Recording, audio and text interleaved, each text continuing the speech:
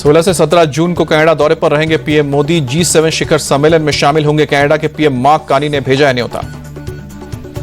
एक्सियम-4 mission की launching की नई तारीख का ऐलान किया गया। अब 19 जून को होगी लॉन्चिंग। भारतीय अंतरिक्ष यात्री शुभांशु शुक्ला भरेंगे अंतरिक्ष की उड़ान। तकनीकी खराबी के चलते 11 जून को टाली गई थी लॉन्चिंग।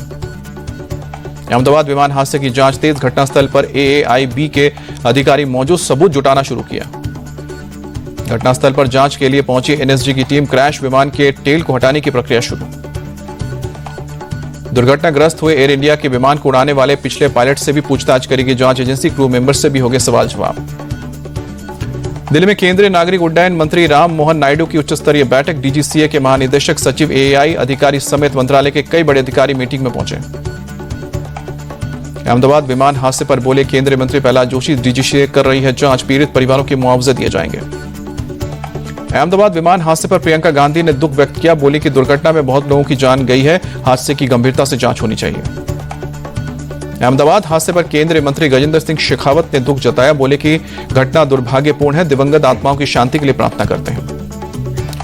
इंडियन मेडिकल एसोसिएशन की गुजरात शाखा ने टाटा सन्स के चेयरमैन को चिट्ठी लिखी। विमान हादसे में KBJ मेडिकल कॉलेज के घायल और मृत मेडिकल छात्रों के लिए मदद की अपील की। गुजरात के गृह मंत्री हर्ष संघवी गांधीनगर पहुंचे। FSL और NFSU का दौरा कर DNA टेस्टिंग प्रक्रिया की समीक्षा की। ओडिशा के राउरकेला में नक्सली हमला। IED की चपेट में आने से ASI सत्यभान कुमार सिंह की शहीद होने की खबर। सचिंग पर निकले थे जवान। मणिपुर में घाटी के 5 जिलों में भारी मात्रा में हथियार बरामद। सेना और पुलिस साथ ही CRPF ने चलाया था संयुक्त अभियान।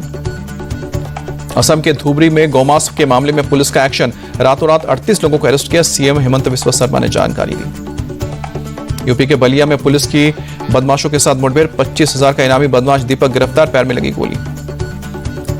आषाढ़ीवाड़ी से पहले पुणे के सोपानकाका मंदिर में सुरक्षा बलों ने मॉक ड्रिल की। 6 जुलाई को महाराष्ट्र में मनाई जाएगी आषाढ़ीवाड़ी।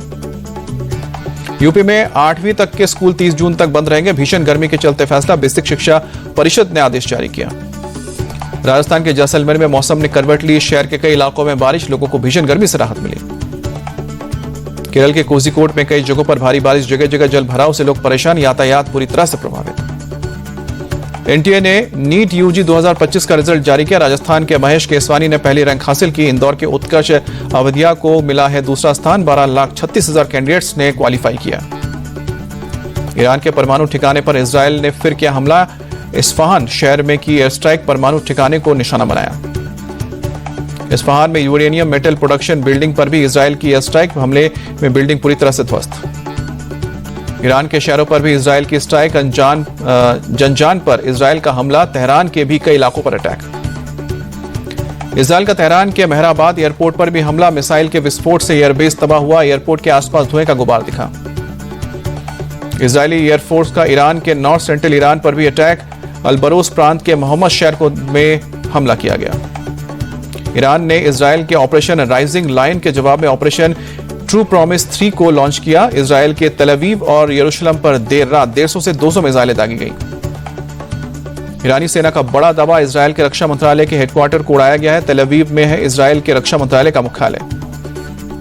ईरान के हमले से तेल अवीव में भारी तबाही। कई इमारतों को पूरी तरह से ध्वस्त किया गया। 65 से ज्यादा लोग घायल हुए। इजरायली डिफेंस फोर्स का दावा। ईरान की ज्यादातर मिसाइलें इंटरसेप्ट की गई।